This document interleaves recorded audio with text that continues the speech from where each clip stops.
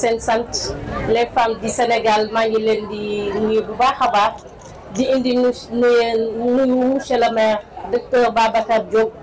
di wax ni tey dañuy jàpp parce que dañu am réunion débat d'orientation moo tax mu xaw a yéex a ñëw mais war na egsi ci kanam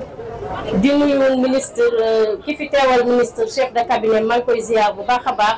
di directeur de cabinet di nuyu monsieur Dame Sall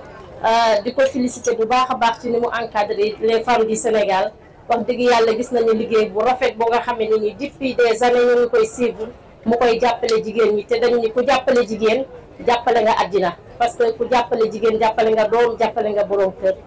monsieur Dame Sall ñu ngi lay jaajëfal bu baax a baax ci liggéey bi di la ñaanal yàlla lépp lu ngeen mën ren yàlla ngeen mën déwén lu ko ëpp fépp fu ngeen bëgg a àgg yàlla ngeen fa àgg di féliciter madame la maire Ndate Taye yaakaar naa tey moom moo waroon ñëw taxaw fii tey jël parole bi mais dafa bokk ci les femmes du Sénégal nekk adjointe au maire kon yaakaar naa tey waroon nañu mën taxaw fii def li may def wax ko tey moom ma koy dàq bu baax a baax ndax moom ko gën a maîtriser maa ngi leen di ziar yéen ñëpp nag di fedde di sama coloré ci bi ma fi dégg lépp muy contentement bu baax a baax madame Fatou Seck di la wax ni ci femme yi nga formé nga sama njëkkee bu jógee ba Nouakchott yaa ngi ko formé wax macha allah mu ngi liggéey bu am solo ci Nouakchott di la ko dëgg rek di la wax ni fépp fu femme nekk rek yaa ngi koy jàppale bu baax a baax di nuyu ñëpp di sant ñëpp ci turu monsieur le maire docteur Babacar Diop mi nga xam ne ni bu sañoon jigéen du des gannaaw ci Sénégal bu sañoon jigéen ñëpp ay jëm kanam waxuma la nag jigéenu Thiès kon nag bu ko defee ma yemale foofu kàddu yi rek ñu xaar suñu monsieur le maire mu egsi di leen jaajëfal bu baax a baax. ginnaaw bu ñu sant yàlla suñu borom julli ci Seydina Muhammad sallallahu alayhi wa sallam ak suñu amee kantan am wér bu ne def li yàlla def ci teg loxo dañu koy gërëm bu baax julli ci Seydina. Et je voudrais aussi remercier très sincèrement le ministre de la microfinance, de l'économie sociale et solidaire. ba ñu dooree ba léegi amul benn yoon boo xamante ne ni teggi na loxoom ci li ñuy def. Et je voudrais aussi beral nuyoo ak remerciement son directeur de cabinet. jafe na ci autorité jamono yi ñu toll boo xamante ne ni da ngay jël sa téléphone woo ko jot. mais saa yu ma ko woowee il décroche su fekkee dafa nekk ci réunion daf may envoyé je te rappelle que su paree automatiquement daf may répondre loolu source de motivation parce que ñun soxlawuñu xaalis li borom xam-xam bi waxoon ni bu la yàlla mayee xam-xamu ut xaalis soxlawuloo ku la jox xaalis mais li ñuy defal moom moo ëpp xaalis parce que à chaque fois bu ñuy door non seulement il organise des réunions, il appelle tous les responsables de son cabinet ñu fekk te lépp loo xam ne ni mus na leen ko wax amul lenn loo xam ne ni mus na cee tegg kon vraiment monsieur le directeur de cabinet ñu ngi lay remercier di leen nuyu woon délégation bi nga àndal yëpp madame gis nañu également yow ci sa taxawaay ñu ngi lay remercier bu baax. dañu toll ci réew moo xam ne ni dañ koy construire je ne parlerai même pas de reconstruction mais réew moo xam ne ni dañ koy construire. jafe na nag depuis buur yi fi nekkoon ku ci daan dem xare ay góor ngay àndal mais man xare laa jëm ne ay jigéen lay àndal te je suis certain que ni dinaa gën a xeex ndaxte étude démographique yi mujj yi ñu def dañuy les 3/4 de la population mondiale c'est des femmes loolu lu muy dikkal mooy que ni jigéen ñi ñoo ëpp actuellement ci société mënoo comprendre.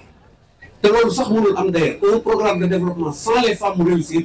man mënuma sama xel mënuma may la donc il faut nécessairement que les femmes soient au cœur de tous les programmes de développement surtout qu'on parle de souveraineté alimentaire aujourd'hui puisque soo demee tey hôpital mais da ngay waru ci yàlla suñu borom tout le monde est malade mais pourquoi nous sommes malades parce que scientifique yi dañ ni l'organisme de l'homme est lié à son environnement maanaam li sa environnement di produire loolu nga war a dundee pour am wér mais boo fi bàyyee li sa environnement di produire di dundee loo xam ne ni sa environnement produire ko forcément day créer choc ci sa organisme moo waral tout le monde est malade mu jaaxal ñëpp lan moo tax nit ñi feebar loolu rek moo tax nit ñi feebar donc yéen ñi nga xam ne ni yàlla daf leen a may savoir faire ngeen ay jigéen di transformer su ñuy wax souveraineté alimentaire je pense que ni yéen ngeen ci war a jub te jiital ngeen seen bopp parce que man xam naa ci dara li ñu bëgg monsieur le directeur de cabinet mooy que ni chaîne de valeur bi nga xamante ne ni dañ ci bëgg a liggéey ak jigéen mooy jóge ci production jaar ci production laa bëgg a wax jaar ci transformation su ko defee il faut ñu créer un espace yu mel nii pour permettre aux femmes de montrer leur savoir-faire mais cela ne suffit pas mais il va falloir également ñu fexe ba nga xam ne ni Sénégalais yi comprendre ni dañu war a consommer ce que ces femmes là produisent li ñu ci mën a jàppalee mooy il faut que ñu am ay grandes surfaces yoo xamante ne ni dafay jaay exclusivement le produit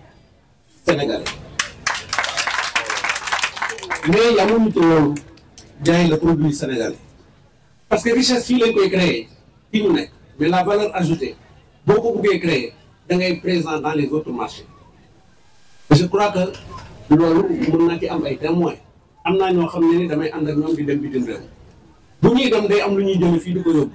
mais bu ñuy dellu si duñ ko indiwaat dañ koy jaay pour dire que le produit sénégalais est aimé beneen bi ñu toog les représentations diplomatiques war nañu jàppale bu nekk war ñu permettre en tout cas ñu nekk ay miroir am nañu un programme aujourd'hui mooy les semaines du Sénégal à l'extérieur te loolu mënuñu ko def tant que lëkkaloo wuñ ci ak nos représentations diplomatiques parce que jigéen su fekkee ne dafa toog di produire ñetti bouteille wala ñetti sachet de cere et autres je pense que aujourd'hui suñu demee ba convaincre les grandes surfaces yi nga xam ne ni nekk nañu feneen su boobaa ñoom bu ñu soxlaa suñu produit bu ñuy commandé ay conteneurs ne di produit bi leen ko envoyé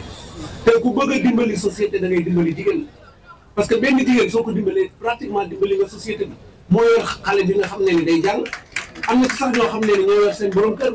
am na ci ñoo xamante ne ni 6 heures du matin soo génnee tu ne vois que des femmes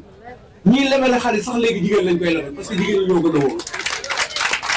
te am gisaguma jigéen boo xam ne ni lebal nañ ko xaalis ñu koy traîner à la gendarmerie en tout cas fii ci femme du Sénégal en tout cas gisaguma beneen bi ci topp mooy Sénégal depuis 1960 ay góor ñoo ko yore mais on n'avance pas mais est-ce que jotul nag ñu essayer jigéen ba xam nga essayer jigéen ñi mooy lan yóbbu leen ci ay waxuma jigéen nekk président de la République di xëy na sax dinañ fa yegg mais am na ay responsabilités yoo xam ne ni il faut ñu jox ko jigéen ñi gëm naa ni suñ leen ko joxee jom nañoo def loo xamante ne ni ëllëg dina leen reetaan parce que jigéen dafa am na muy jom monsieur le directeur de cabinet di yóbbante la ci monsieur le ministre di sekk li mën ñëpp ñu koy def mais tous les programmes yi nga xam ne ni ñu ci ministère yi te ñu ñu xam mais ñu jiital jigéen ñi su jiitalee jigéen ñi il va réussir son programme pour réussir son programme il aura les félicitations du président de la République ensemble on peut construire un groupe boo xam ne ni moo ñuy permettre ñu bâtir une économie durable et viable parce que durable et viable mooy permettre à chaque Sénégalais mu mën a régler ay soxla parce que développement c'est pas des gratte-ciel développement yi mooy nit ki su feebaree mën a faju su soxlaa yére mën ko sol su bëggee tukki am passe loolu su amee c'est la base du développement et à partir de là-bas nag la ñuy construire rek cette économie là te gis naa ni yéen femmes du Sénégal yéen a ngi ci je vous encourage te lépp loo leen nekk maa ngi ci leen daal dinaa leen ko wax loo leen am dinaa leen ko bàyyee yéen mais lu ma am dinaa ko bokk ak yéen maa ngi félicité ñi nga xamante ne sama ay collaborateurs lañu le maire de la ville moom aussi dinañ ko gërëm bu baax parce que nous avons organisé 2 événements à la fois la foire internationale qui est là-bas et les rencontres économiques et commerciales des femmes du Sénégal kenn ku nekk xam na ni waruñu woon a agsi fii bokkul ci suñu contrat de suñu contrat fële la mais jàppale bi nga xam ne ni maire bëgg na ko jàppale jigéen ñi moo tax il n'a même pas sàggu moo ko sax may indi programme bi fii donc madame la maire soo demee nga remercier ñu ko bu baax dañu ko les femmes du Sénégal ñu koy gërëm ñu koy ñaanal programme yi nga xam ne am na ko yàlla dimbali ko ci ba mu atteindre ses objectifs pour ne pas être trop loin parce que DG fi ñu jëm dafa sori Dakar maa ngi leen di gërëm yéen yëpp di leen sant. Merci beaucoup. Je voudrais d'abord présenter les excuses de Dr Aliou Dione, ministre de la microfinance et de l'économie circulaire, actuellement qui dirige la délégation sénégalaise au Forum mondial sur l'économie sociale et solidaire qui se déroule à Bordeaux. Et c'est lui-même qui avait présidé les premières rencontres économiques de Thiès et donc il m'a demandé de venir le représenter aujourd'hui. Vous savez que ces rencontres économiques de Thiès ont l'avantage de s'inscrire en droite ligne d'abord de l'agenda national de transformation du Sénégal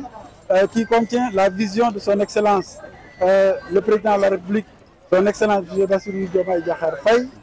et qui a été traduit justement en actes concrets à travers la stratégie nationale de développement sur les instructions du Premier ministre Ousmane Sonko. Et donc, dans le cadre de ces instruments, les journées économiques de Thiès constituent une concrétisation justement de l'ensemble de ces documents stratégiques. Car ici, nous voyons donc éclore l'économie sociale et solidaire dans toutes ses facettes. Nous voyons aussi éclore une stratégie donc d'autonomisation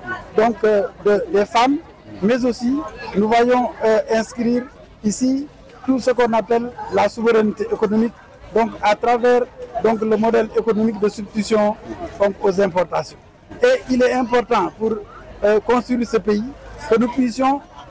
valoriser l'ensemble des potentiels de l'ensemble de nos terroirs. Et nous voyons ici que toutes les régions du Sénégal sont représentées. Et dans chaque région, nous voyons que le potentiel économique a été traduit en produits de consommation locale susceptibles de remplacer les produits d'importation. Et c'est ça justement le plus important. Et il faudra donc que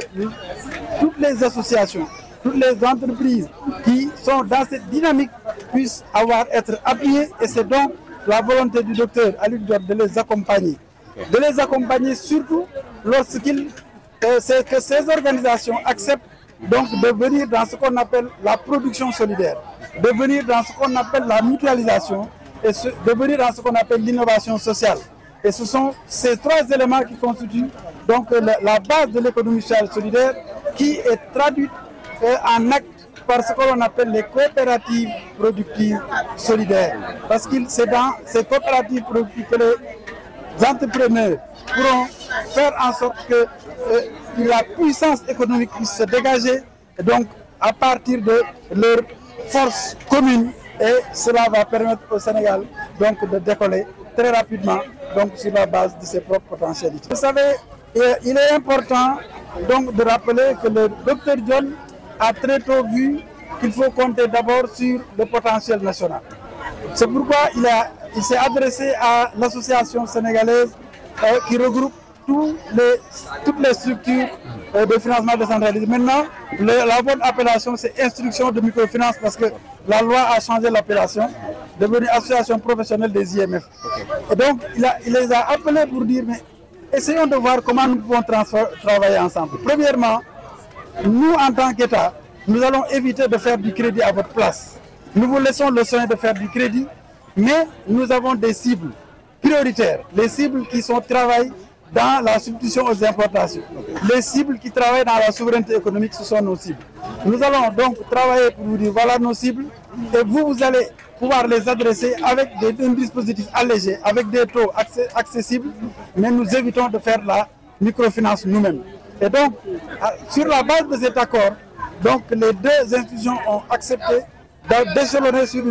une période de 5 ans, de mobiliser les ressources publiques, de mobiliser les partenaires au développement, de mobiliser les ressources sociales et philanthropiques vers les institutions de microfinance. Et l'estimation qu'on a effectuée avec les partenaires au développement, rien qu'avec la BID, nous avons déjà sur place plus de 30 milliards disponibles. Et il y a d'autres partenaires au développement qui s'annoncent, comme l'Italie qui a mis déjà plus de 2,4 milliards de francs CFA. Et nous pensons qu'avec justement des forums comme le G7, nous pourrons avoir d'autres partenaires qui vont étudier et voir le modèle sénégalais, parce que c'est ici que la microfinance est mise au service de l'économie sociale et solidaire. Et il n'y a qu'au Sénégal, seul dans le modèle sénégalais, qu'on trouve cette association microfinance, économie sociale et solidaire. Et le docteur Dione a décidé de mettre la microfinance au service de l'économie sociale et solidaire. Et avec le financement inclusif, nous pouvons très vite atteindre ces 600 milliards et le mettre à la disposition des producteurs.